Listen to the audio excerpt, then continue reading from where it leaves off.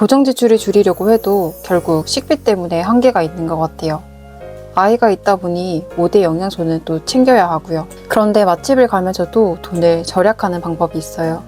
저는 최근 일주일 동안 아이와 소고기와 돼지고기도 공짜로 먹었고요. 주말에는 샐러드, 추어탕까지 먹고 에스테틱 가서 윤곽관리까지 받았어요. 그런데 이게 전부 빵원으로 했다고 하면 믿기시나요?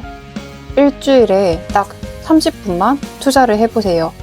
입만 벌리면 떠먹여주는 수준으로 제가 정말 하나씩 다 알려드릴게요. 블로그 하는 사람 정말 많아요. 그래서 블로그는 이제 레드오션인 것 같습니다. 그런데 수요가 많은 만큼 공급도 많은 게 체험단이에요. 결국 시작하고 꾸준하게 하는 게 제일 중요해요. 저도 체험단을 시작한 지는 한 달밖에 안 되었는데요. 정말 좋아서 이걸 왜 지금 했을까 싶어서 바로 공유드려요. 체험단을 시작한 지 6일 만에 4군데가 당첨돼서 무려 20만 5천 원 혜택을 받았어요. 제가 특별해서 당첨된 것 아니냐고요? 저는 글도 일주일에 딱 한 번만 쓰고 30분 정도밖에 소요가 안 돼요. 경제 관련된 글만 쓰고요. 그래도 제가 맛집이나 에스테틱과 같은 체험단에 당첨된 꿀팁이 있어요. 저처럼 블로그는 있지만 방치하셔서 조회수가 별로 없거나 블로그를 이제 시작해서 체험단으로 식비 줄이시고 싶은 분들은 귀 쫑긋해주세요. 먼저 블로그 글이 하나도 없는 분들은 최소한 5개 정도는 음식점이나 제품 리뷰를 써보시길 추천드려요. 체험단에 들어가면 블로그에 따라서 등급이 매겨지는 체험단들이 있거든요. 등급이 아무래도 높아야 체험단 당첨 확률도 높겠죠? 글 쓰는 방법은 하나의 템플릿을 만들어서 글 쓰는 방법을 정형화시키면 편한데요. 보통 체험단 글 쓸 때도 사진 15장에 글자는 1000자, 동영상, 지도는 기본적으로 첨부해야 해요. 그래서 보통 글 쓸 때도 그렇게 써주면 좋은데요. 먼저 식당의 외부 사진, 내부 사진, 메뉴판 사진 이렇게 올려주고요. 음식 동영상도 이렇게 올려줘요. 이렇게 사진과 영상을 올렸다면 이제 공간을 글로 채워야 하는데요. 외부 인테리어 느낌 어땠는지 주차장 정보도 기입을 해주고요. 내부 인테리어 느낌도 어땠는지 마찬가지로 적어줍니다. 그리고 메뉴가 어떤 것이 있었는지, 어떤 메뉴가 잘 나가는지 적어주고요. 맛은 어땠는지도 적어줘요. 끝으로 영업시간, 전화번호, 식당 위치를 네이버 플레이스를 보고 작성하면 끝입니다. 이러면 얼추 글자 1000자는 쉽게 채워질 거예요. 그래도 글 쓰는 게 막막하다면 본인이 쓰고 싶은 장소를 검색했을 때 가장 상단에 뜨는 블로그가 있을 거예요.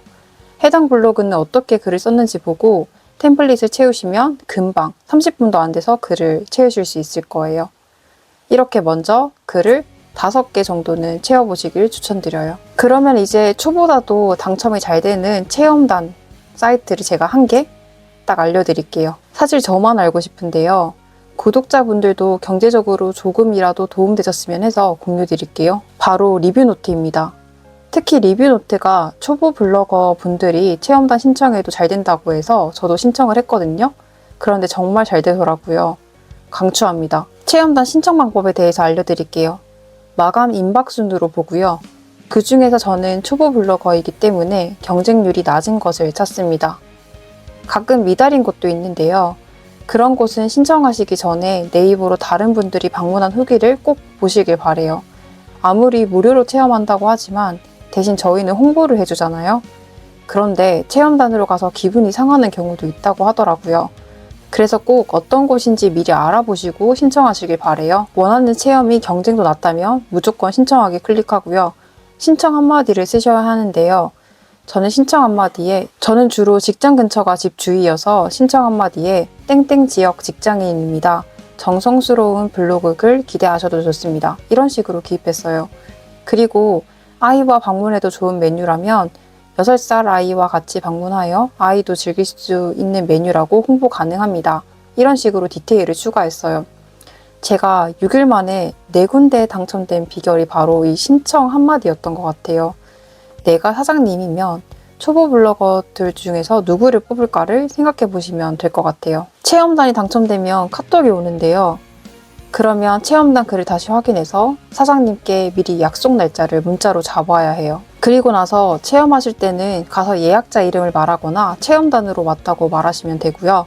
금액 내에서 되도록 먹는 게 좋아요.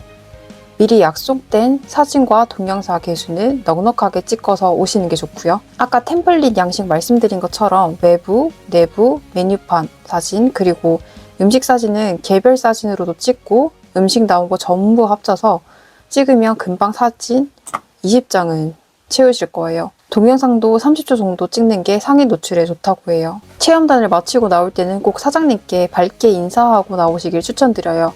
사장님들도 광고를 바라기에 체험단을 신청한 거지만 비매너인 체험단 때문에 고생하는 분들도 많다고 하더라고요.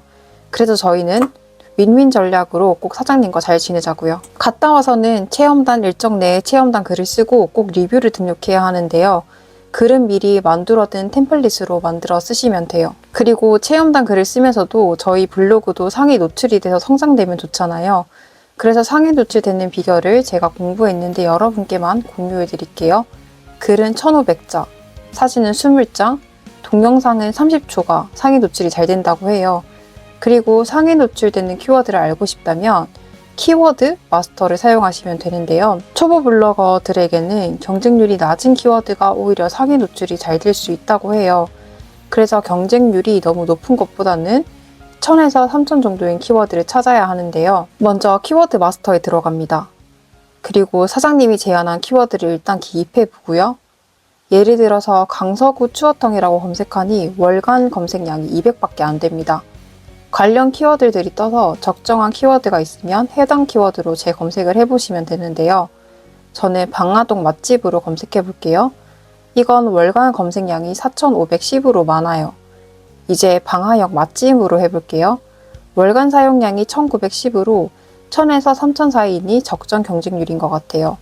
그래서 저는 방화역 맛집이라는 키워드를 제목과 내용에 3번 정도 반복해 줄 거예요. 네이버 공식 블로그 답변에 의하면 반복된다고 상위 노출을 시켜주진 않는다고 해요. 네이버 공식 블로그 답변에 의하면 반복된다고 상위 노출을 시켜주지는 않는다고 해요.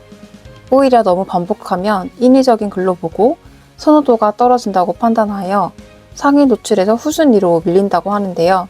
그래서 우리는 이러한 블로그 공식 답변에 의해서 인위적으로 반복은 지양을 하고 제목에 쓴 키워드를 500에서 700자 사이에 한 번씩 자연스럽게 3번 정도만 반복해 주시면 됩니다. 이 영상 끝까지 보셨는데 키워드 찾는 것이 귀찮아서 하기 싫으신 분 계실까요? 최소한의 안정감은 경제적 실행력에서 만들어지더라고요. 제가 생각하는 최소한의 안정감은 제 주변 사람들의 평균 정도의 삶을 뜻해요. 이혼 전에는 아이에게 자연스럽게 제공해 줄 수 있는 환경도 이혼하고 나니 주변의 평균적인 환경도 제공하기 힘들더라고요. 비록 체험단 활동 자체가 경제적 자유를 이룰 수 있는 건 아니지만 현명한 소비가 가능해진다는 것은 확실해요. 그래서 상위 노출 키워드 이런 게 아직 어렵다면 키워드 하지 말고 잘 쓰여진 블로그를 따라서 먼저 글을 써보시길 추천드려요. 그리고 저는 제가 경제적 자유까지는 아니어도 어느 정도 경제적 안정감을 이제 이뤘다고 생각하고요. 더 발전할 것이라고 확신해요. 저와 함께 꾸준히 가보실 분 계신가요? 꾸준히 함께 하시죠. 앞으로 이렇게 제가 공부하고 실질적으로 도움된 재테크나 절약 방법을 공유해 드리려고 해요. 관심 있으신 분들은 계속 구독하고 직접 봐주시면 감사하겠습니다. 오늘 영상이 좋으셨다면 좋아요와 구독도 잊지 말아주세요. 감사합니다.